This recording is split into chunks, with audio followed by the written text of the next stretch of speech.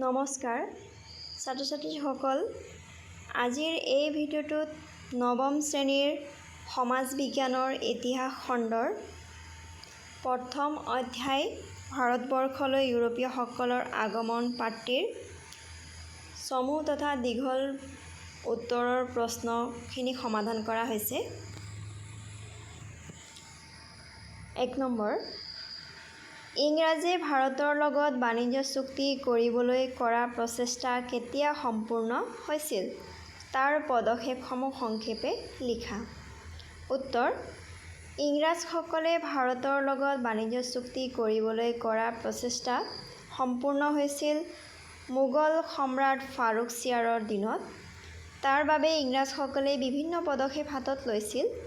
সেই পদক্ষেপসমূহ হ'ল ক নম্বৰ 1608 খ্ৰীষ্টাব্দত ইংলেণ্ডৰ ৰজা প্ৰথম জেমছে ভাৰতৰ সৈতে বেহা বেপাৰ কৰাৰ উদ্দেশ্যে কেপ্টেইন উইলিয়াম হকিন্স নামৰ এজন ব্ৰিটিছ সদাগৰৰ যোগেদি মোগল সম্ৰাট জাহাংগীৰলৈ এখন আবেদন পত্ৰ প্ৰেৰণ কৰিছিল। কিন্তু কেপ্টেইন হকিন্সে আগবঢ়োৱা বাণিজ্য চুক্তিৰ আবেদন সম্ৰাট জাহাংগীৰে নামঞ্জুৰ কৰিছিল। খ নম্বৰ 1615 খ্ৰীষ্টাব্দত ইংলেণ্ডৰ ৰজা প্ৰথম জেমছে ছাৰ টমাছ ৰ নামৰ আন এজন ইংৰাজক পুনৰ জাহাংগীৰৰ ওচৰলৈ প্ৰেৰণ কৰিছিল। টমাছ ৰয়ে কোনো ধৰণৰ বাণিজ্যিক চুক্তি কৰিব পৰা নাছিল যদিও সম্ৰাট জাহাংগীৰে ইংৰাজ সদাগৰসকলক চুৰাটত বাণিজ্যিক কুঠি স্থাপনৰ অনুমতি প্ৰদান কৰিছিল। গ নম্বৰ 1715 খ্ৰীষ্টাব্দত জন চাৰমানৰ নেতৃত্বত ইংৰাজ লোকৰ এটা সজাতি দলে মোগল সম্ৰাট ফাৰুক-ছিয়াৰক সাক্ষাৎ কৰি পুনৰ বাণিজ্যিক চুক্তিৰ প্ৰস্তাৱ আগবঢ়াইছিল। সেই সময়ত সম্ৰাট ফাৰুক-ছিয়াৰ কঠিন ৰোগত ভুগি আছিল। ৰোগাক্ৰান্ত সম্ৰাট ফাৰুক-ছিয়াৰক সজাতি দলটোৰ চিকিৎসক ডাক্তৰ হেমিল্টনে চিকিৎসা আগবঢ়াই তেওঁৰ ব্যাধি নিৰাময় কৰিছিল। সজাতি দলটোৰ প্ৰতি সম্ৰাটে সদয়ৰ ভাৱ দেখুৱাইছিল।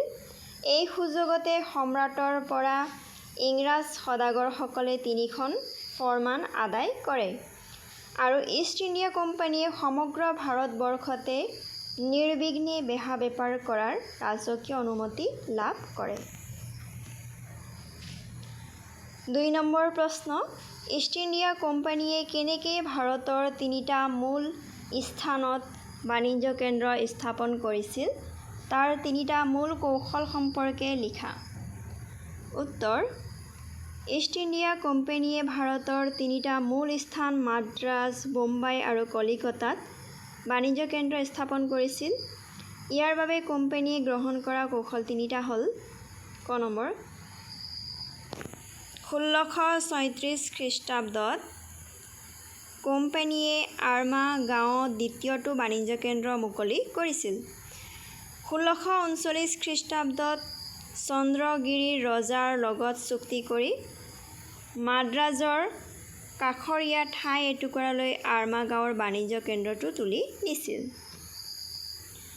খ নম্বৰ 1661 খ্ৰীষ্টাব্দত ইংলেণ্ডৰ ৰজা দ্বিতীয় চাৰ্লছে পৰ্তুগীজ ৰাজকন্যা কেথৰিনক বিয়া কৰাই যৌতুক হিচাপে বোম্বাই চহৰ লাভ কৰিছিল। ৰজা চাৰ্লছে 1668 খ্ৰীষ্টাব্দত 50,000 পাউণ্ড ঋণৰ বিনিময়ত বোম্বাই ইংৰাজ কোম্পানীক হস্তান্তৰ কৰিছিল। 1690 খ্ৰীষ্টাব্দত জন চাৰ্নক নামৰ কোম্পানীৰ এজন বিষয়াই বংগৰ নবাবৰ লগত কৰা এখন চুক্তিৰ যোগেদি বছৰি 1200 টকাৰ খাজনাৰ বিনিময়ত কালীঘাটা, সূতানুটি আৰু গোবিন্দপুৰ নামৰ 3খন গাঁৱৰ জমিদাৰী স্বত্ব কোম্পানীয়ে লাভ কৰি ইয়াত এটা বাণিজ্য কেন্দ্ৰ আৰম্ভ কৰিছিল। এই 3খন ঠাইৰ সমষ্টিয়েই পিছলৈ কলিকতা নগৰৰ ভেটিলৈ ৰূপান্তৰিত হৈছিল। 3 নম্বৰ প্ৰশ্ন ভাৰতত ব্ৰিটিছ সাম্ৰাজ্যবাদ প্ৰতিষ্ঠাৰ পথ সুগম কৰি তোলা ইষ্ট ইণ্ডিয়া কোম্পানীৰ আটাইতকৈ উল্লেখযোগ্য ব্যক্তিজন কোন? তেওঁ কি কৌশলেৰে ব্ৰিটিছ সাম্ৰাজ্যৰ লাই সূতা স্থাপন কৰিছিল 4টা যুক্তিৰে লিখা। উত্তৰ ভাৰতত ব্ৰিটিছ সাম্ৰাজ্যবাদ প্ৰতিষ্ঠাৰ পথ সুগম কৰি তোলা ইষ্ট ইণ্ডিয়া কোম্পানীৰ আটাইতকৈ উল্লেখযোগ্য ব্যক্তিজন হ'ল ৰবাৰ্ট ক্লাইভ। তেওঁ ভাৰতবৰ্ষত ব্ৰিটিছ সাম্ৰাজ্যৰ লাই সূতা স্থাপন কৰিবলৈ গ্ৰহণ কৰা কৌশলসমূহ হ'ল ক নম্বৰ ৰবাৰ্ট ক্লাইভে নিজৰ কোম্পানীৰ স্বাৰ্থত আনবোৰ বিদেশী ইউৰোপীয়ান কোম্পানীক ভাৰতৰ পৰা বহিষ্কাৰ কৰাৰ আঁচনি লৈছিল। খ নম্বৰ তেওঁ যুদ্ধ নতুবা মিত্ৰতাৰ পাখেৰে দেশীয় ৰজাসকলক কোম্পানীৰ ফলীয়া কৰিবলৈ প্ৰচেষ্টা চলাইছিল। গ নম্বৰ বংগৰ নবাব, হায়দৰাবাদৰ নিজাম, আৱাধৰ নবাব, ৰাজপুতনাৰ ৰজা আদিয়ে কোম্পানীৰ সৈতে মিত্ৰতা কৰি প্ৰত্যেকেই নিজৰ কৰ্তৃত্ব বিসৰ্জন দিব লগা হৈছিল। ঘ নম্বৰ 1757 খ্ৰীষ্টাব্দৰ পলাচী যুদ্ধত বংগ, বিহাৰ আৰু উৰিষ্যাৰ নবাব চিৰাজ উদ দৌলাক চল চাতুৰীৰে পৰাস্ত কৰি ভাৰতবৰ্ষত ব্ৰিটিছ সাম্ৰাজ্যৰ লাই সূতা স্থাপন কৰিছিল। 4 নম্বৰ প্ৰশ্ন চিপাহী বিদ্ৰোহ সৃষ্টিৰ কাৰণবোৰ লিখা।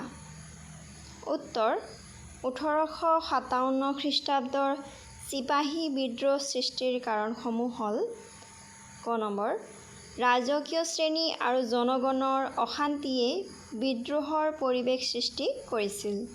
খ নম্বৰ 1835 খ্ৰীষ্টাব্দত কোম্পানীৰ মুদ্ৰাৰ পৰা মোগল সম্ৰাটৰ নামটো আঁতৰাই দিয়া হৈছিল।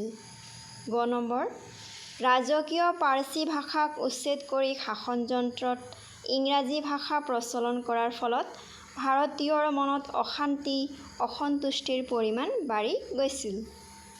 ঘ নম্বৰ লৰ্ড ডেলহাউছিৰ প্ৰতিক্ৰিয়াশীল শাসনে সকলো ধৰ্মাৱলম্বী ভাৰতীয়ৰ মনত অশান্তিৰ পৰিমাণ দুগুণ বঢ়াই তুলিছিল, যাৰ ফলস্বৰূপে চিপাহী বিদ্ৰোহৰ সূচনা হৈছিল। 5 নম্বৰ প্ৰশ্ন চিপাহী বিদ্ৰোহৰ 4টা উল্লেখযোগ্য ফলাফল উল্লেখ কৰা। উত্তৰ চিপাহী বিদ্ৰোহৰ উল্লেখযোগ্য ফলাফলসমূহ তলত উল্লেখ কৰা হ'ল।